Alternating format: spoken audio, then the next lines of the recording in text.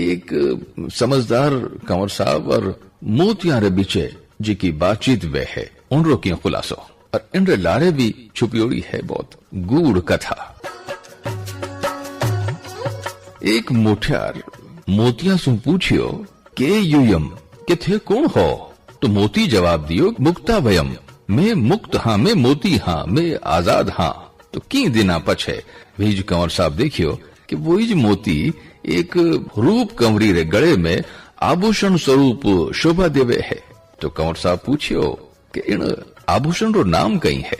जवाब मिलियो हार, और तो हार है।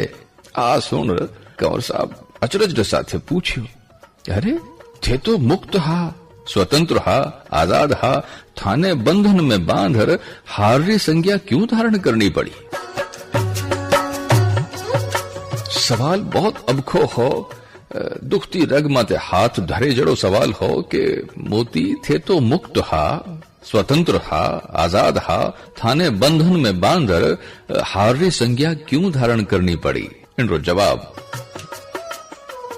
ओ हो भाया कि इन रूप कंवरी रो स्नेह हासिल करण वास्ते मैं म्हारो पेट चिरवायो, बंधन में बंधिया, खुदरी स्वतंत्रता सु हाथ धोवणो पड़ियो और इन भांत मोहरी हार ई इन रूप कंवरी रे गले रो हार बन गई। सारांश एक पंक्ति में है कि मोह सु सदा हार और बंधनिज हासिल विया करे। असल में मोह वो मुक्ति रो बाधक है।